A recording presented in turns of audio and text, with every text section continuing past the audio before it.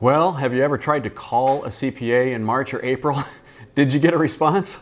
I'm just kidding. Look, a CPA is a designation, right? Somebody has to pass a test in order to get those three letters after their name. And that probably means that they're a pretty smart person. They probably understand a lot about accounting, but in particular, it means that they understand a lot about tax law.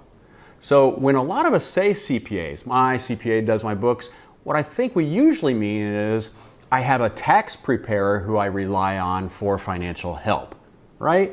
And if the person you're relying on for financial help is a tax preparer, that can be a problem. I mean, not only are they not responsive in March and April, they might not be responsive the rest of the year, just given the personality of people who do taxes.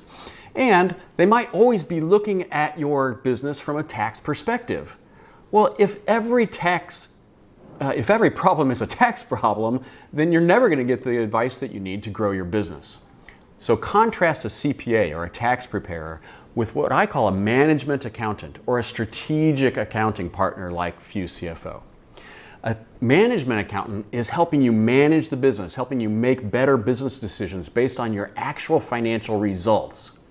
So if you want somebody to help you grow the business, you're looking for a management accountant, a CFO, a controller, a strategic finance advisor, somebody who can do what we call FP&A, financial planning and analysis. That's the forward-looking projections, the 12-week cash flows, the pie charts and graphs that are going to help you manage your business. If you want somebody to do taxes, get a tax preparer, and of course the best tax preparers are probably CPAs, but in any case, two different worlds. Pick the management accountant for managing your business, the tax preparer for paying your taxes.